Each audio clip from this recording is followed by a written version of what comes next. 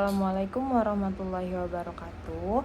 Kembali lagi bersama saya Saidatul Azizah dengan NIM 2213300099 dari kelas KPI 4C. Oke teman-teman, kembali lagi bersama learning journal mingguan saya. Di sini saya akan mereview lagi mata kuliah dari penulisan berita dan artikel yang diampu oleh Bapak Adi Kusuma SIKOM MSI. Nah, jadi Bapak Adi minggu kemarin tidak banyak memaparkan materi karena kita sedang berdiskusi atau jadwal kelompok-kelompok untuk presentasi. Nah, minggu kemarin itu jadwal dari kelompok 3 dengan judul Strategi Efektif dalam Menulis Berita dan Hukum, Kriminal, Politik, dan Ekonomi, serta kajian teknik peliputannya. Nah, jadi minggu kemarin itu kelompok 3 itu menjelaskan nih teman-teman gimana sih cara menulis berita hukum, berita kriminal, berita politik, dan ekonomi, dan juga gimana sih cara teknik peliputannya dari berita hukum, kriminal, politik, dan ekonomi itu. Nah, sangat banyak ya teman-teman tekniknya, teknik penulisannya, teknik peliputannya, sangat banyak sekali. Jadi teman-teman, di sini saya nggak akan menjelaskan atau memaparkan gimana sih caranya atau teknik-tekniknya, karena itu sangat banyak ya teman-teman, pasti waktunya juga nggak sedikit. Tapi saya akan memberitahu atau memberi contoh dari penulisan berita-berita yang saya tersebutkan tadi.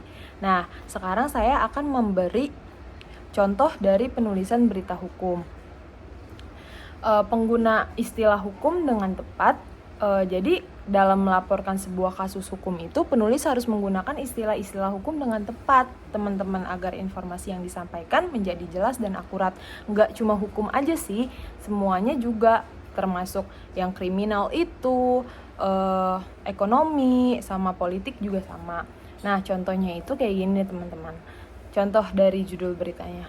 Terdakwa dalam kasus dugaan korupsi yang melibatkan dana proyek pembangunan infrastruktur telah menjalani sidang perdana di Pengadilan Negeri Jakarta Selatan hari ini. Jaksa penuntut umum menuntut terdakwa dengan hukuman penjara maksimal 10 tahun. Nah, jadi kalau berita itu kan formal ya teman-teman. Jadi harus ada 5W1H-nya gitu. Nah, yang kedua itu ada contoh teknik berita kriminal nih teman-teman. Misalkan kayak gini, tak terima ditegur, pria di Batam bacok rekan kos ditangkap di Deli Serdang, Batam. Seorang pria berinisial JN 30 nekat membacok sesama penghuni kamar kos di kawasan Kelurahan Seijodoh, Batu Ampar, Batam, Kepulauan Riau. Nah, jadi itu adalah contoh berita kriminal. Nah, selanjutnya ada nih teman-teman contoh teknik penulisan berita politik. Saya ambil contohnya dari pemilu 2024 sekarang ya teman-teman.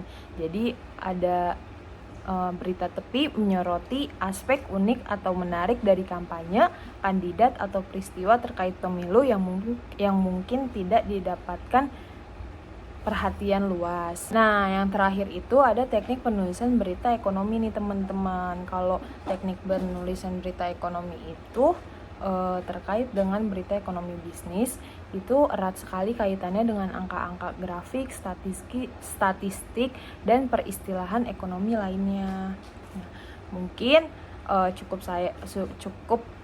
sampai di sini aja learning journal yang saya bisa sampaikan. Kurang lebihnya saya mohon maaf. Sampai jumpa di learning journal berikutnya. Wassalamualaikum. Kurang lebihnya saya minta maaf. Wassalamualaikum warahmatullahi wabarakatuh. Dadah.